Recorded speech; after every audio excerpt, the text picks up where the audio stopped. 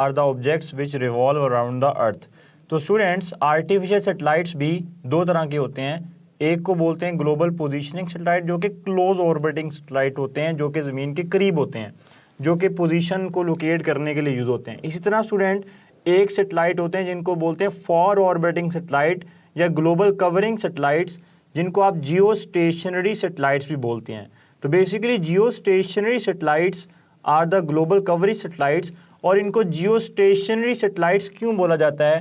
क्योंकि स्टूडेंट्स इनकी जो ऑर्बिटल मोशन है that is synchronise with the spin motion of the earth.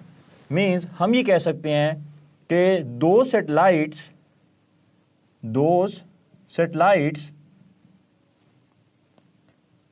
whose orbital motion या which orbital motion is synchronized with the spin motion of earth. Mean students मैं जिस तरह ये कहता हूं कि हमारी अर्थ की स्पिन मोशन, हमारी अर्थ 24 आवर में अपना एक स्पिन चक्कर पूरा करती है, तो जो जियो स्टेशनरी सैटेलाइट्स होते हैं वो भी 24 आवर्स में ही अपना ऑर्बिटल चक्कर कंप्लीट करेंगे। तो स्टूडेंट हम ये भी कह सकते हैं कि ऐसे सैटेलाइट जिनका टाइम पीरियड ज़मीन के स्पिन टाइम पीरियड के इक्वल होता है उनको जियो स्टेशनरी सैटेलाइट्स बोलते हैं। और स्टूडेंट जियो स्टेशनरी सैटेलाइट्स जिन ऑर्बिट में रिवॉल्व करते हैं that are called the geostationary orbits. तो स्टूडेंट ऑर्बिटल वेलोसिटी के कंसेप्ट को यूज करते हुए जब मैं इनकी डेरिवेशन करता हूं तो मैं जो जियो स्टेशनरी ऑर्बिट का जो टाइम पीरियड रेडियस, यहाँ पर ये आर रेडियस नहीं है बल्कि ये आर ये वाला डिस्टेंस है from the centre of earth to the geostationary satellite. तो हम जो उसका फॉर्मूला ड्राइव करते हैं वो आता है GM/T² ओवर 4π² 1/3।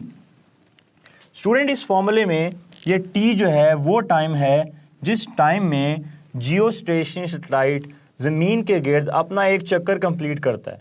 तो वो आपको पता है डेट इज़ 1 डे। तो टाइम की जगह हम 1 डे पुट करेंगे।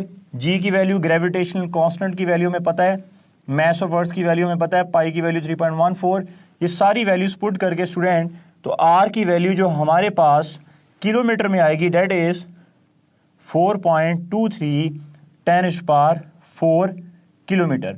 और स्टूडेंट यहाँ से अगर हमें स्मॉल आर की वैल्यू पता लग गई तो कैपिटल आर हमें किलोमीटर में पता है डेट इज 6.4 10⁻³ किलोमीटर। तो हम जियो स्टेशन सैटेलाइट्स का ज़मीन की सरफेस से डिस्टेंस भी फाइंड कर लेंगे that is also called height. तो जियो स्टेशन सैटेलाइट्स की जो ज़मीन से डिस्टेंस होता है डेट इज़ 36,000 किलोमीटर। तो स्टूडेंट अगर कोई सैटेलाइट ज़मीन से 400 किलोमीटर के डिस्टेंस पे हो तो हम उसको बोलेंगे क्लोज ऑर्बिटिंग।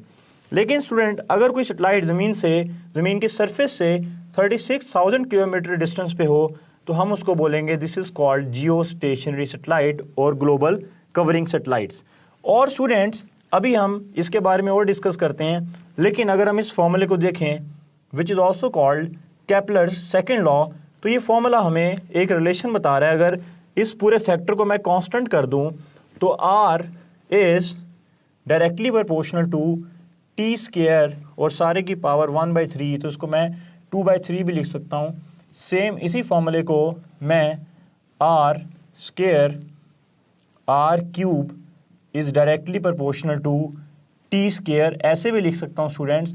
तो स्टूडेंट ये फार्मूला बहुत इंपॉर्टेंट है। ये फार्मूला ना सिर्फ जियो स्टेशनरी सैटेलाइट और अर्थ के लिए बल्कि हमारी ज़मीन और सन के लिए भी यूज़ हो सकता है।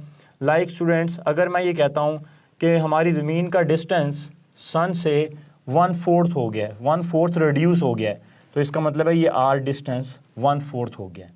अगर मैं इस डिस्टेंस को 1/4 करूँ तो यहाँ से मैं टाइम कैलकुलेट कर सकता हूँ।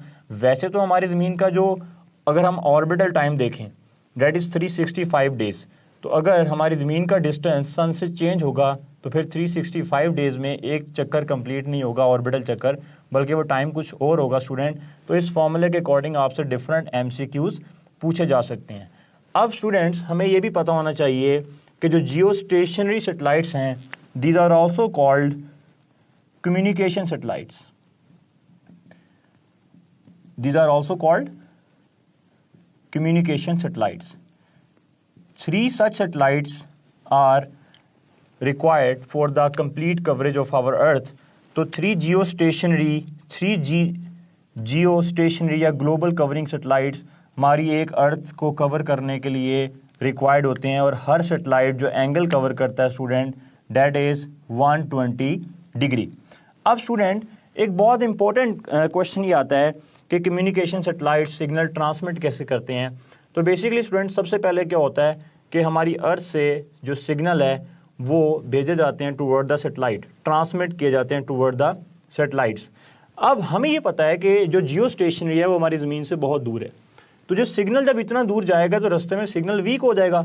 अगर सिग्नल बहुत वीक हो जाएगा तो बेसिकली क्या होता है, जो सैटेलाइट होता है उसकी सरफेस पे सोलर पैनल्स लगे होते हैं, वो सोलर पैनल्स क्या करते हैं, सिग्नल को दोबारा से एम्पलीफाई कर देते हैं। तो लेट अस सपोज बेसिकली जो सिग्नल जिस फ्रीक्वेंसी के साथ ज़मीन से सैटेलाइट की तरफ जाएगा डेट इज़ 6 हर्ट्ज, और जब वो सिग्नल वापस आएगा डेट इज़ 4 हर्ट्ज। एम्पलीफाई होने के बावजूद जो सिग्नल वापस आता है जिस फ्रीक्वेंसी का, डेट इज़ 4 हर्ट्ज। इसको बोलते हैं रीट्रांसमिट। पहले ज़मीन से सैटेलाइट को गया, फिर वापस आया, that is called transmission, and then retransmit, दोबारा वापस आया।